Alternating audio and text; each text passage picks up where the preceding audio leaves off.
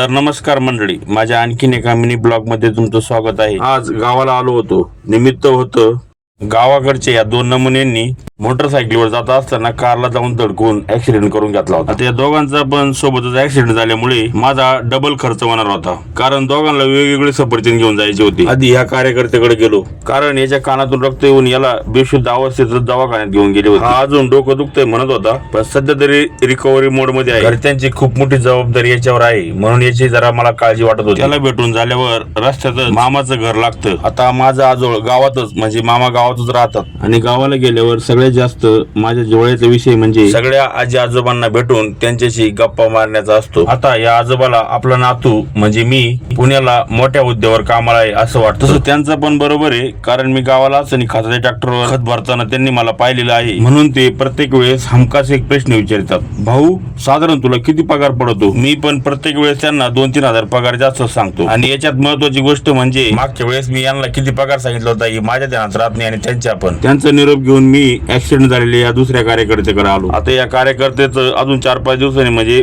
5 February लग्न आहे, आणि यांनी मला ऍक्सिडेंटच्या आदल्या दिवशी फोन करून लग्नाची तारीख सांगितली होती। आणि दुसऱ्या दिवशी मला जेव्हा ऍक्सिडेंट झाल्याचं समजलं आणि दोन्ही कार्यकर्ते आयुष्यामध्ये आहे असं कळलं, तेव्हा वाटलं आपली लग्नाची बंदी हुकली वाटतं। आता याला तसं जास्त लागलं होतं, कारण याचा होठ तुटला होता। आता हा नमुना भेटायला आलेल्या सगळ्या पाहुणे मंडळींना ऍक्सिडेंटची ती स्टोरी सांगून बोर झाला होता, पण त्याच्यासाठी मी एवढे महागाचे सफरचंद आणल्यामुळे माझा कॉन्फिडन्स वाढलेला होता, म्हणून मी त्याला सगळी स्टोरी थोडक्यात सांगायला लावली। ती अशी की ऍक्सिडेंट झाल्यावर दुसरा कार्यकर्ता बेशुद्ध पडला होता, म्हणून त्याला लोकांनी उचलून कार मध्ये टाकले, आणि हा स्वतः उठून कार मध्ये जाऊन बसला। याला वाटलं नंतर कार मध्ये गर्दी होईल, आपल्याला जागा भेटते की नाही भेटत। हे दोन्ही नमुने आयसीयू मध्ये असताना त्यांच्यासोबत असलेल्या एका कार्यकर्त्याला फोन लावून तब्येत कशी आहे एका वाक्यात सांग असं बोललो। तो बोलला, अमोल बोलतोय विक्रम कुठे? आणि विक्रम बोलतोय याच्यात माझी काही चूक नाही, सगळी चुकी त्या कारवालीची आहे। समजले दोन्ही पेशंट सुरक्षित आहे आणि गोळ्या औषध घेऊन सगळं ठीक होईल। त्याची भेट घेऊन मग आणखीन एका आजोबाकडे भेटायसाठी गेलो। आता या आजोबाकडे गेल्यावर गप्पा इतक्या रंगतात का विचारू नका, कारण प्रत्येक वेळेस गेल्यावरती मला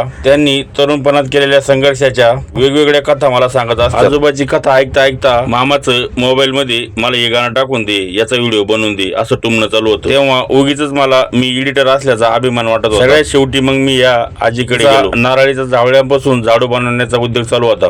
तिला बोललो, कशाला काय करायचं, बसून राहायचं ना गप। ती बोलली, बसून काय करतो, काहीतरी काम केलं का मग शरीरात रक्त खेळत राहतं। आता कधीच शाळेत न गेलेली अडाणी आजीचं हे तर्क पाहून मी गप बसलो। आता ही सगळी दुनियादारी करता करता सकाळी 9 वाजता बिगर जेवणाचं घर सोडलेलं मी घरी येण्यासाठी संध्याकाळचे 6 वाजले होते, म्हणून घरच्यांनी मला मोकार शिव्या घातल्या होत्या। असू द्या, तर संपूर्ण ब्लॉग पाहिल्याबद्दल तुमच्या सगळ्यांचे धन्यवाद। भेटू परत।